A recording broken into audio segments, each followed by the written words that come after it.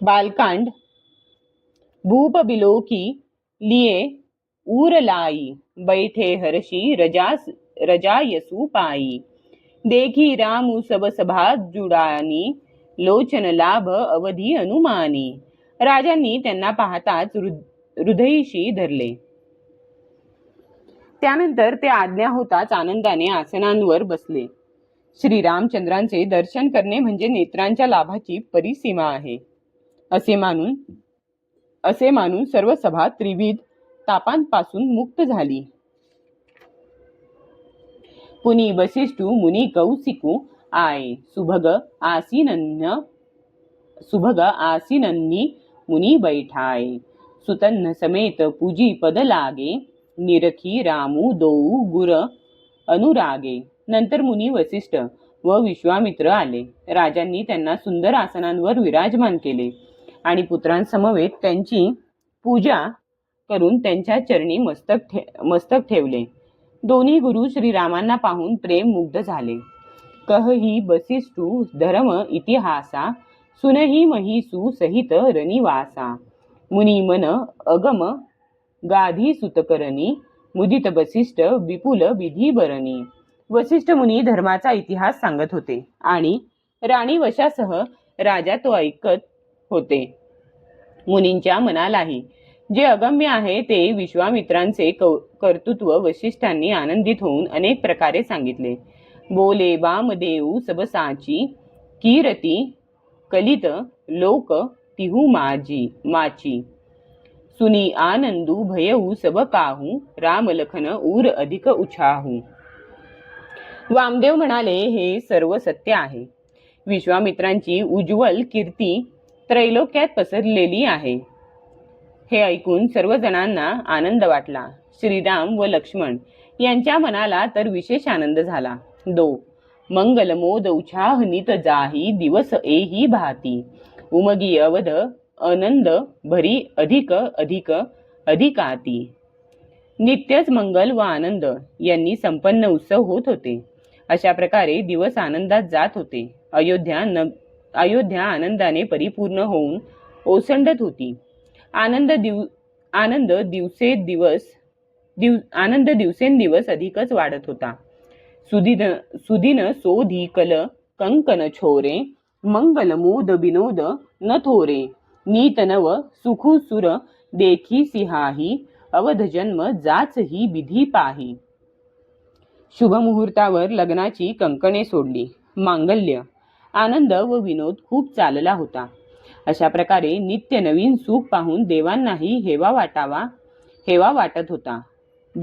हेवा वाटत होता आणि ते अयोध्येमध्ये जन्म मिळावा म्हणून ब्रह्मदेवांची विनवणी करीत होते. विश्वामित्रुचलन नीत चहही, रामस प्रेम विनय बस रहही। दीन दीन सयगुण भूपती भाऊ, देखी सराह महामुनी राऊ। विश्वामित्र मुनी रोजच आपल्या आश्रमाला परतू इच्छित होते, परंतु श्री रामचंद्रांच्या प्रेमामुळे व विनयामुळे राहत होते. दिवसेंदिवस राजा दशरथांचा प्रेमभाव शतपट वाढत चाललेला पाहून महामुनी राज विश्वामित्र त्यांची वाखाणणी करीत असत. मागत बिदा राऊ अनुरागे, सुतन्न समेत थाड भेब आगे। नाथ सकल संपदा तुम्हारी, मै सेवकू समेत सुतनारी। शेवटी विश्वामित्रांनी जेव्हा निरोप मागितला तेव्हा राजा प्रेममग्न झाले आणि पुत्रांसमवेत त्यांच्या समोर उभे राहून म्हणाले, हे नाथ, ही सर्व संपदा तुमची आहे. मी तर स्त्री पुत्रांसह तुमचा सेवक आहे. करब सदा लरीकन्न परछोहू, दरसनु देत रहब मुनी मोहू। अस कही राऊ सहित सुतरानी, परेऊ चरण मुख आवन बानी। हे मुनी, मुलांवर नेहमी प्रेम ठेवा आणि मलाही दर्शनाचा लाभ देत राहा.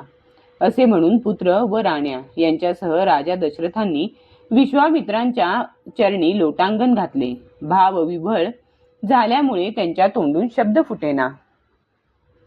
दिन्ही असीच विप्र बहु भाती, चलेन रीती कही जाती।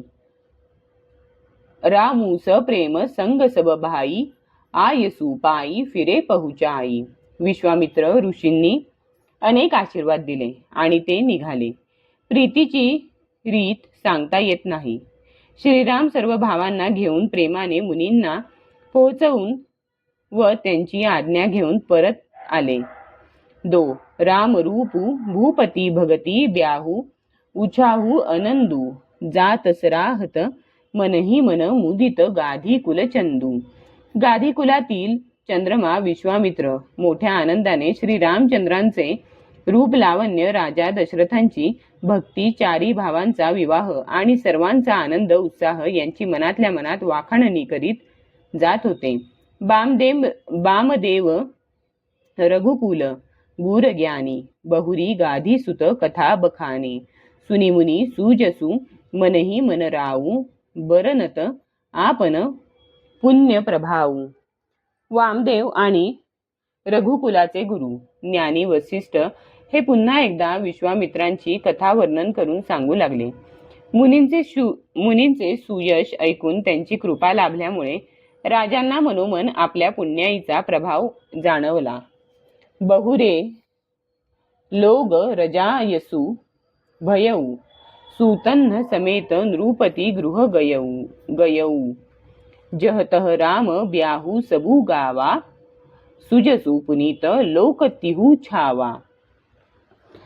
आज्ञा झाल्यावर सर्व लोक परतले. राजा दशरथ सुद्धा पुत्रांसह राजमहालात परतले. जिकडे तिकडे सर्वजण श्रीरामचंद्रांच्या विवाहाची गाथा गात होते. श्रीरामचंद्रांची पवित्र सुकीर्ती त्रैलोक्यात पसरली. आये ब्याही रामू घर जबते, बसई आनंद अवध सब तबते. प्रभु बिबाह जस भयऊ उछाहू, सकही न बरनी गिरा अही नाहू. श्रीरामचंद्र विवाह करून घरी आल्यापासून सर्व प्रकारचा आनंद अयोध्येमध्ये येऊन वसत होता. प्रभू रामांच्या विवाहामध्ये जसा आनंद व उत्साह उसळला होता, त्याचे सरस्वती व सर्पराज शेष हे सुद्धा वर्णन करू शकणार नाहीत. कबी कुल जीवनु पावन जानी, रामसी जसू मंगल खानी. तेही ते मै कछू कहा बखानी, करन पुनीत हेतू निजबानी. श्रीरामांची कीर्ती ही कवी कुलाचे जीवन पवित्र करणारी व मांगल्याची खाण समजून मी आपली वाणी पवित्र करण्यासाठी थोडीशी वर्णन करून सांगितली आहे. छ निजगीरा पावनी करण कारण राम जसू तुलसी कह्यो, रघुबीर चरित अपार बारिधी पारू कबी कौने लह्यो. उपबीत ब्याह उछाह मंगल सुनी जे सादर गावही, बैदेही राम प्रसाद ते जन सर्वदा सुखू पावही. स्वतःची वाणी पवित्र करण्यासाठी तुलसीने श्रीरामांची कीर्ती वर्णन केली आहे. तसे पाहिले तर श्री रघुनाथांचे चरित्र हा अपार समुद्र आहे. कोणता कवी तो पार करू शकेल? जे लोक श्रीरामांच्या मुंज व विवाह या मंगलमय उत्सवाचे वर्णन आदराने ऐकून गात राहतील, ते श्री सीतारामांच्या कृपेने सदा सुख प्राप्त करतील.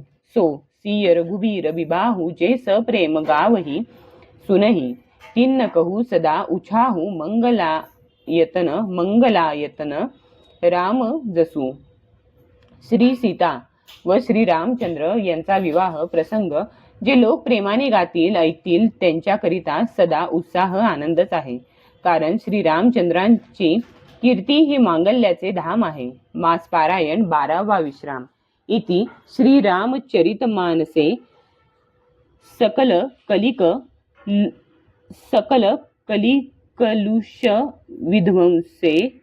विध्वंसने प्रथमः सोपानः समाप्तः.